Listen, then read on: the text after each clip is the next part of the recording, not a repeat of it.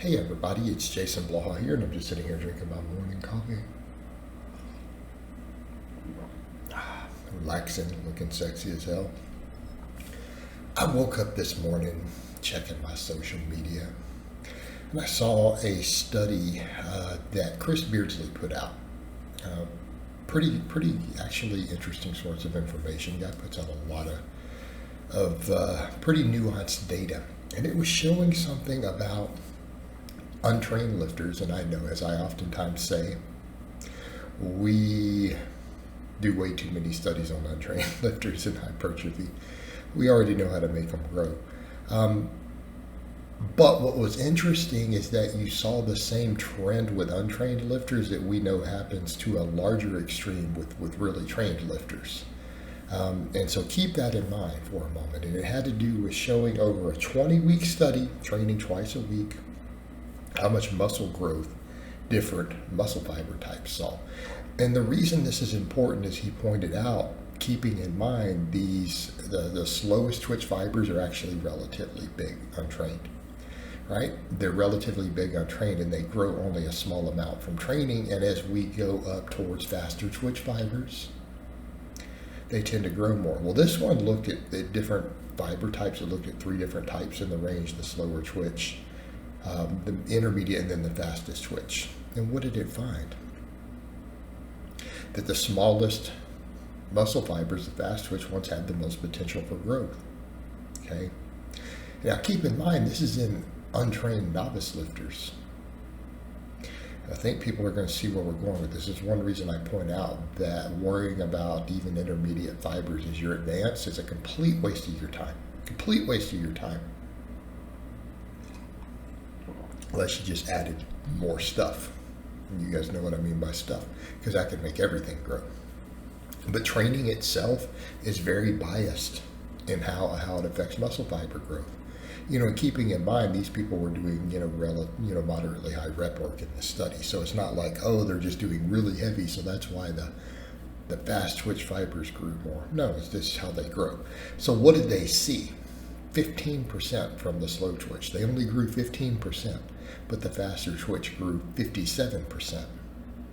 Okay, that's a big difference. What would common sense tell you where's your real muscle growth going to come from? Because in the intermediate fibers were something like, 30% or 20 something or whatever. I would need to look at the infographic. In fact, maybe I could do that when I'm talking here, instead of just disregarding it the way that I'm doing. 45%. All right, and those are still a somewhat fast twitch fiber, so it's 45%. All right. But the endurance fibers didn't grow. So here's the thing. What does this tell us? When we're staying pretty far from failure, we are really, really shortchanging our muscle growth. Because where is most of the experts saying that the fastest twitch fibers kick in? When you're within 5 reps of failure. See where we're going with that? That's where most of your muscle growth is going to occur. Okay, now keep in mind, this is novices. This is novice lifters. I'm going to get into a more point for more advanced lifters. Because the more advanced you get, the slower ones stop growing completely. A lot of people are not aware of that. You've been trained in 5 years. Nothing you do ever is going to make those slow twitch fibers grow again, other than adding anabolics. That's the only thing that's going to ever make them get bigger. And how much of that is a source of debate. All right, but lifting weights is not going to make them get bigger. And even the intermediates, the amount of growth, they start dwindling, because it seems like they have an upper threshold on size. The faster twitch fibers are the only ones that don't seem to have an upper ceiling. Right, they're the ones that don't have an upper ceiling. But early on, it's still very dominant in this regard. 57% versus 15%. In untrained people who can still grow the slower twitch stuff. All right. So this tells us a lot about training volume. And I've seen Beardsley and other people point out that the more advanced you get, you can't really handle as much volume unless you're using stuff to push you through. It's like, because the nervous system fatigue and everything accumulates so much that you can overtrain easier. Okay. And so if we're wasting a bunch of time worried about these intermediate fibers as we get more advanced, see the issue? You're just going to beat your recovery up and you're going to grow less. So what we need to be doing is be taking sets very, very close to failure. What does that mean? 1 rep, 0 reps in reserve. I mean, I used to program a lot of stuff with 2 and 3 reps in reserve, but then have people do a lot of sets. But does that really work for the long term? You can get away with that with more novice lifters. Does that really work with more advanced lifters? I don't think it does. If you're 3 reps in reserve, you only got like 2 reps that did anything. Right? Here's really the key. If we really want to get the most out of training as you get more advanced, you've got to moderate your volume. You've got to keep your volume because we're lifting such big weights. You know, a perfect example. I'm here as an advanced lifter. Look at all the bench rep work I'm doing. Right? I'm doing multiple sets of 10, ultra wide grip, flat back, not bouncing.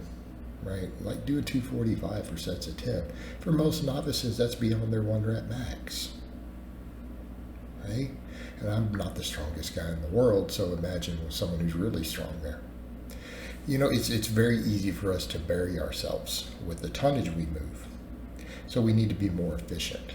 And that means taking sets very close to failure. You know, 1 rep away, 0. Some small movements we can go to failure, like I did on my curls to failure this week, right? All right. This is also a problem with certain training styles where people, if you want to run really short breaks, this is going to be a problem. If you're going to do a bunch of rest pause, you guys see where we're going? Why? You're not hitting the upper threshold fibers. If you want to hit them, they have to have sufficient time to recover. Right? And a lot of the data is showing that after they've been fatigued with a near limit set, it can take your upper threshold muscle fibers sometimes 3 minutes before they will even activate again. They won't even turn back on. So if you're doing, let's say you're doing some of the rest pause or you're doing drop sets, right? People want to do the drop sets, all this stuff. What are you working again? You're working those slower twitch fibers again. Okay? Do people get that? Like if you take a weight that is 10 rep max, you do 10 reps, you got to the upper threshold fibers on the last half of the set. The first 5 reps, you probably didn't touch them.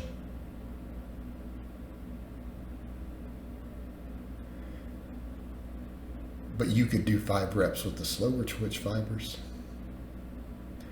Those are the ones that you're reusing again after a 20-second break or a 10-second break. Or if you do a drop set, that is the muscle fibers you're using again.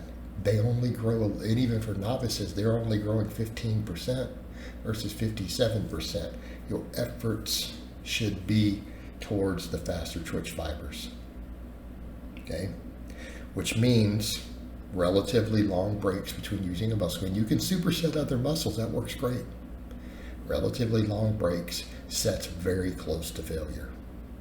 Or potentially to failure, but not every exercise is safe to take to failure or good. You know, getting within 1 rep, a real good idea. Keeping your volumes a little more moderate. Keeping the rest times long enough that you can replicate performance set to set. Again, this is why supersets are really nice and let us get a lot of work done with long breaks between hitting the same muscle again. All right, guys, but that's really all I have to say on that today. I hope it's been informative, and I'll talk to you guys next time.